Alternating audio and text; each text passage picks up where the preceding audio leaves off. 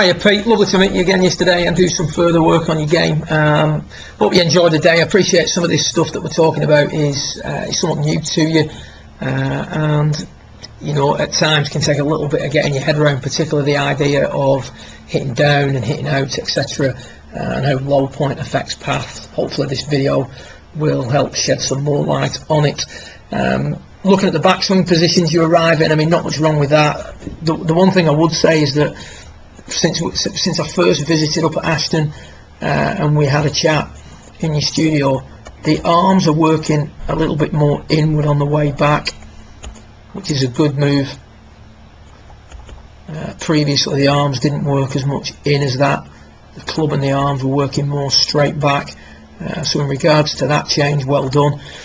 One of the things we discussed was there's many different ways of getting the club to attack the ball from the inside, and unfortunately the way we were taught to, if you will, do it, or the way we figured out how to do it based on the information we're given about backswings in the past, where the shoulders were very flat and the arms were very upright, was to basically just tuck the hips, extend, and that would shallow out the arms.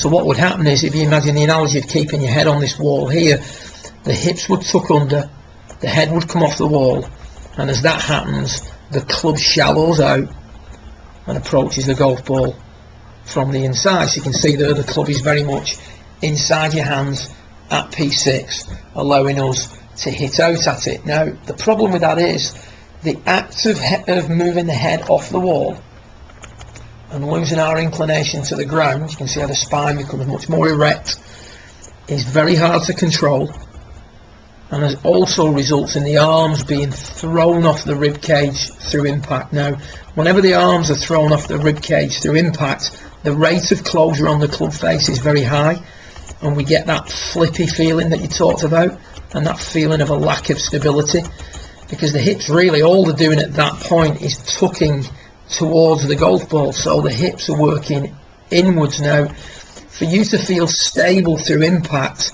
the hips need to do three things through the ball. They need to be extending, which they're now doing. They also need to be sliding and rotating. Now, you're spending so much time tucking the hips that the sliding of the hips and the rotation of the hips just aren't being done at the correct rate. And I think we discussed it in the studio about the analogy of, you know, if your ideal scenario would be to have the extension, the rotation and the slide all happening at 20 miles per hour, you've got the slide and the rotation happening at 20 miles an hour, but we've got the extension happening at about 60. So as a result, it's always going to win. The arms get thrown off the rib cage, the rate of closure is very high, as can be seen by the club as it leaves the body, and the exit is through the eye line. This was at the start of your session. Right heel popping up quite substantially, which is another sign that there's extension going on, or too much extension going on. So what we looked at was using your inclination to the ground to control where the club exits and the rate at which it closes down through impact. So here we've got the club across the head. You can see the club isn't quite in as much at P6, resulting in a slightly lower rate of closure going through the golf ball. Still too high, but lower than it was, and again resulting in a lower exit position. The player's ability to maintain his inclination to the ground will help him turn the corner better from P7 to P8, which will result in the arms being thrown off the rib cage less. So what we've got there is one way of improving your exit position and calming down the rate of closure. And then the other thing that we looked at then was hitting the brakes sooner in the downswing. So the idea here is to hit the ball flat out but stop quick. Now in the act of stopping quicker, in order for you to stop quicker in the downswing when swinging flat out, the arms have to stay on the rib cage. If the arms get flung off the rib cage, we're not going to be strong enough to control them in the through swing, and you see there now that the exit's gone even lower and the rate of closure on the club face has started to reduce. So we've got maximum amount of closure, a reduced amount of closure, and a further reduced amount of closure. Now All this is going to take some getting familiar with, but I mean, at the end of the day, if we want the golf, if we buy into the fact that the club projects the ball, and therefore if we're going to hit a draw shot, we want to hit the ball, we want the ball to start right. If we want the ball to start right, why would we want to close the club down through impact? We'd want to present the club slightly open, let's say 2 degrees open, with a path that's 4 degrees out to the right, and that will give us a little push draw every time. So controlling the rate at which the club face closes down through impact is paramount. But what we also see here is the effect of exiting lower. If we're exiting lower, we're going to have a slightly reduced rate of closure through the golf ball. So if we look at those 3 swings synced up, get them all to impact.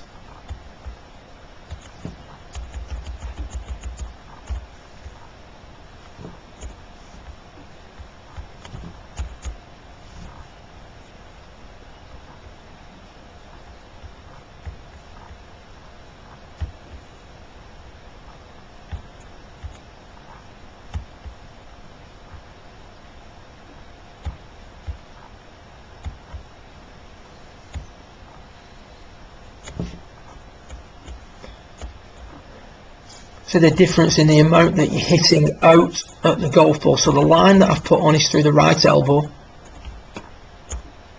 and you can see that from left to right, as we improved our inclination and as we improved our ability to turn the corner, what we're seeing is a club where the handle doesn't lift as much. We don't hit out at the golf ball as much. The arms don't get thrown off the rib cage as much,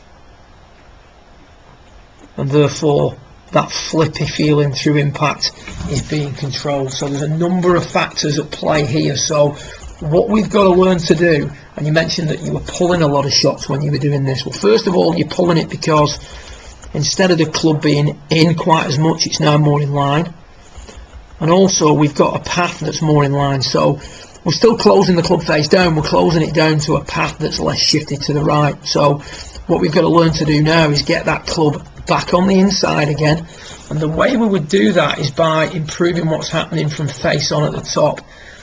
If we watch the movement, now we talked about the hip slide being sort of negated by that early extension on this one.